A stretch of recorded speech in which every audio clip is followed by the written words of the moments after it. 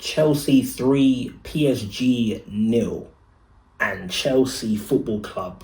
We are the 2025 Club World Cup champions. Again. 3 years ago, man said no one cares about the Club World Cup. They do now. They do now. What a performance, what a result, what a statement, by the way. That's the statement right there. Because before, I was looking at our team, I think we have good players, we have a good manager, and we have a good thing going right now, but we haven't made a statement. I look at next season and I see another top four season, maybe a bit better than last season, but just another top four season. Like, we're not catching City or Liverpool yet.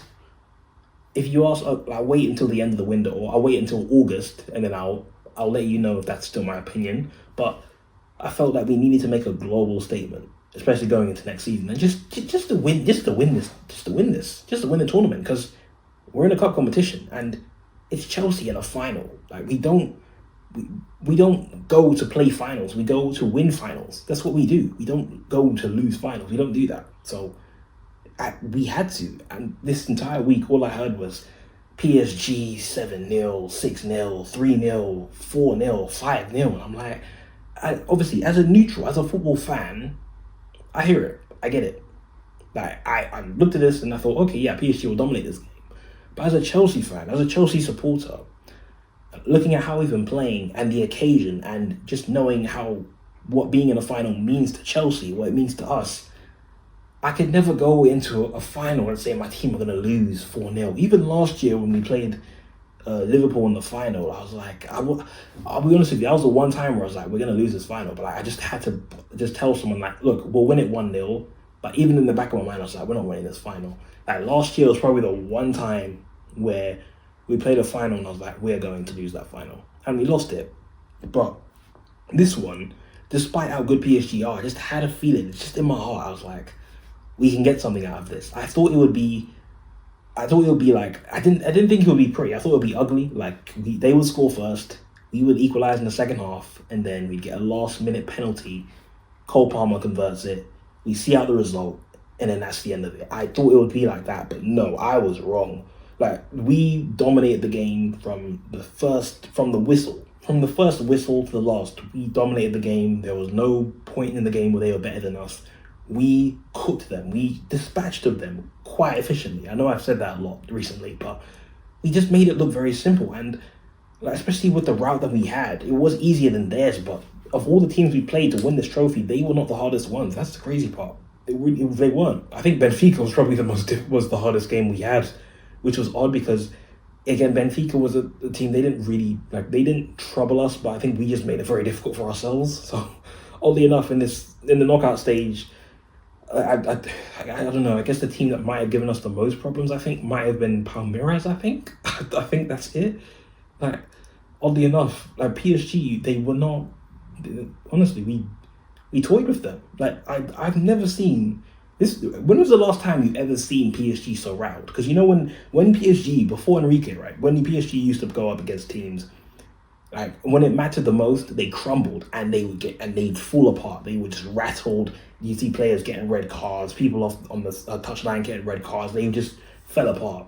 And that's what happened today. They just fell apart. Like, when was the last time you ever saw PSG rattled? The lineup, Sanchez and goal, he was good. He was good. I think up until like maybe the last 5 or 10 minutes, because he started doing typical Sanchez things. Right back, Gusto, no problems, brilliant. Centre backs, Chalobah, Cole, great, no problems. Left back, Cucurella, I never have to worry about Cucurella. Midfield, Caicedo, Reece, and then in an advanced role, Enzo Fernandez, brilliant, no problems right there. And again, like I said, a lot of people were complaining about Maresca experimenting, and I said, let the guy try new things. It will come in handy, and it did. It did, because their midfield is very, very good technically, but physically, that's where they're weakest. And we're a more physical team than they are. They're very good technically, but we're good technically and physically, and that's where we had them. We outnumbered them, and we made it very uncomfortable. Like, condensed the spaces and made it very uncomfortable when it came to winning aerial duels and everything. Like, on the ground, in the air, very uncomfortable for them. And that's where we had to win the game physically, and that's what we did. And we needed a player like Reece in midfield. That's a bonus for us. So Maresca playing Reece in midfield, I had no issues. I knew exactly what he was thinking when he did that. Brilliant. And then on the wings, Neto, who after the Flamengo game, the guy's been brilliant in this tournament. No complaints. And Palmer, at the start, he was quite quiet in the tournament, but today, this guy, this guy, he was active. He was on it. Like, offensively, defensively, everyone. There was not one performance that I looked at and I thought was terrible. Everyone was on it. Palmer, man of the match, in my opinion. Man of the match. And then João Pedro, like, up top. Again, this is the guy. This is our striker. At this point. At this point. I don't think we're going in for another striker, but this is our striker at the moment. The first 8 minutes, actually, no, not even the first 8 minutes. The first minute, we were already on them. We were already onto them. Like, we were trying to make sure that they did not get a chance to settle into the game. They did not have a chance to breathe. And let's be honest, of course, they will get the ball eventually and they will get a bit of rhythm going.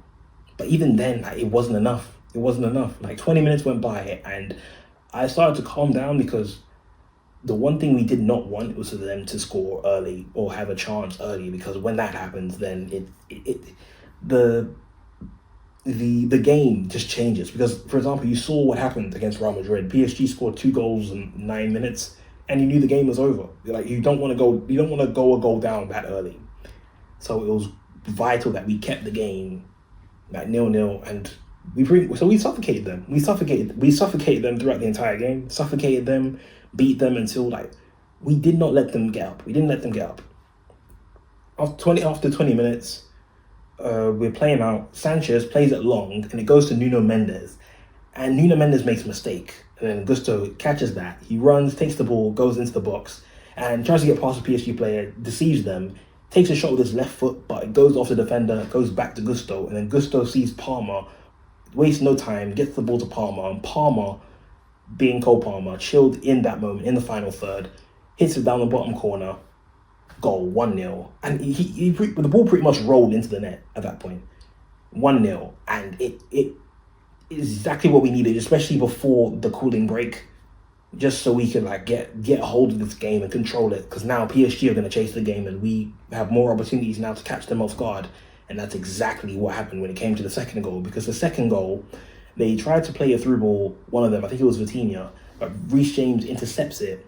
It goes to Enzo, and then it goes off Enzo, it goes to Cole, and then Cole, who was everywhere. Like, there are times in the game where I saw Cole, like, we even when we were defending, like, I was in midfield, and I'm like, why are you in midfield? Get back. There was a moment where I thought they were going to find an opening because there was this big space. And I'm like, where's the centre-back? Like, there's one centre-back. Where's Cole? When I see him in midfield, and I'm freaking out, like, get back.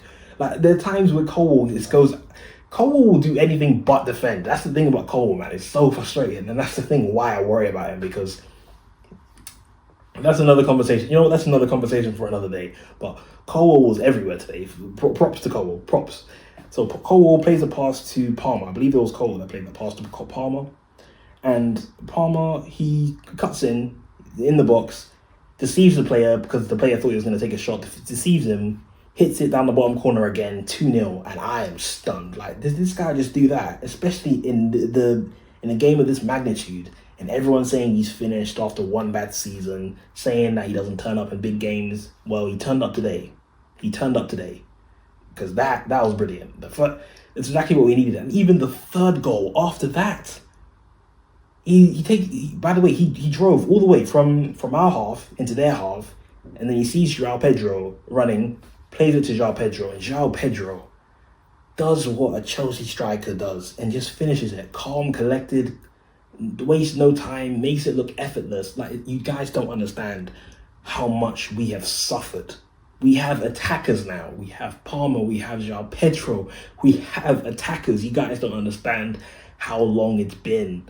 Like, we suffered throughout the years. It's not just been the striker role. It's been everywhere up top, like everywhere in the attacking areas, man. We suffered. We've had to deal with the likes of Werner, Havertz, Madueke, Mudryk, Sterling, bro, yeah, you guys don't understand how much we've suffered when it comes to attackers. Like, we had to rely on defenders to score goals. I remember, guys, people don't understand. People don't understand how much we've suffered, and to win the game like this, and to win it in 45 minutes. The game was done before the hour mark. It was done. And then the halftime whistle blows. Everything's perfect at that point. The only thing I don't like about this game is that there was a halftime show. We don't want that in football. We don't need a halftime show in football. I don't get why that. I don't even get the concept of a halftime show, because the only show you're going to see is the sport that you're watching. The game itself is the show. Why would you have a show in between a show?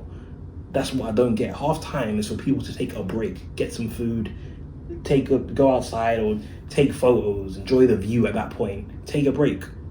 That's what halftime is for, not for another show in between the show. The show is the football match. Why would you have a halftime show? It doesn't make any sense.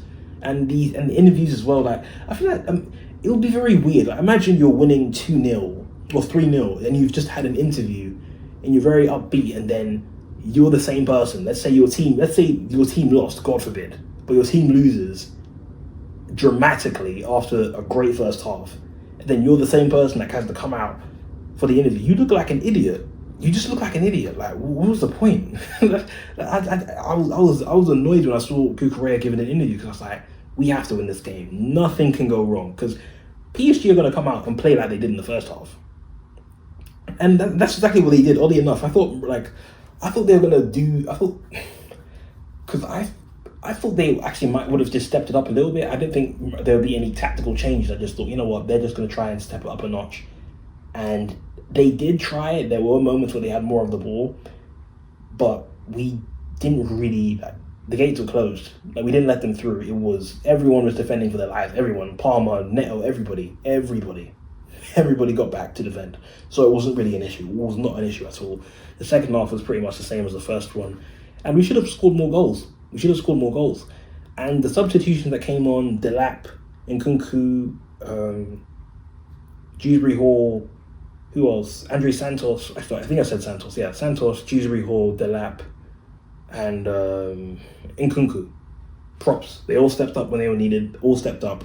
The only downside of the game, I think, was Delap, because in comparison to João Pedro's performance at this moment, João Pedro's leading, and Delap, like, he's new at Chelsea, but look, Chelsea, you don't get time at Chelsea. That's the thing. And I hope he does get the time, but how much time, that's a question. And I also think that we're not playing to his strengths, because you look at what Jackson does in Maresca's system, you see what João Pedro does in Maresca's system, and Delap isn't that type of player. Like, he's not to say he can't play in the system. I'm just saying that he's not really this type of. He's not the. How do you say it? Like, you know how, like, versatile João Pedro is. He can play on the left, he can play on the right, he can play in the 10, he can play up top. Like, Delap's just a striker. He's just a striker. Like, he'll run in behind. That's it. Like, you know, he can hold the ball up and, like, do all that, but he's not. He's not, like, you know, you see moments where João Pedro's on the wing, like, and then he'll be anywhere, but Delap isn't that type of player. He's not, like, he doesn't have the movement, he doesn't do that type of thing. He's not that athletic, he's not that type of player. So I feel like we haven't played to his strengths. I think that's an issue.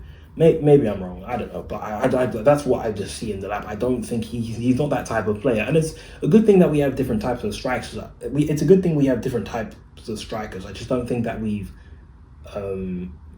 haven't, like, seen a brilliant Delap performance yet. He's just been good, he's been alright, just okay.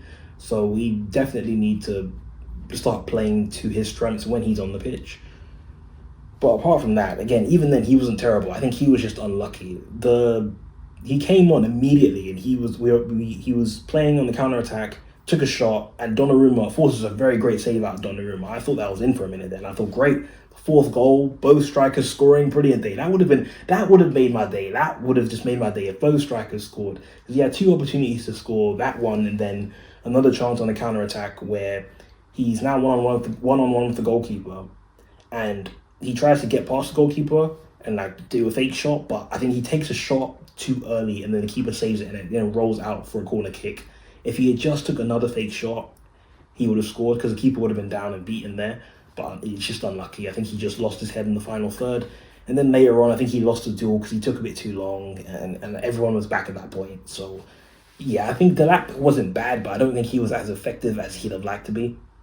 So that's probably the only downside. But even then, it wasn't a terrible performance. Everybody else was good as well. I had no issues, but today is just brilliant. Brilliant. Honestly. 2 finals in 2 months, 2 trophies in 2 months. This is Chelsea. This is proper Chelsea. This is Chelsea. This is Chelsea. This is... And we're in this tournament again in 4 years, because I think we either had to win this or win the Champions League. But we've won it now. I'm just speechless. There's nothing else I can say. I'm speechless. Just speechless. This is the global statement. This is a global statement.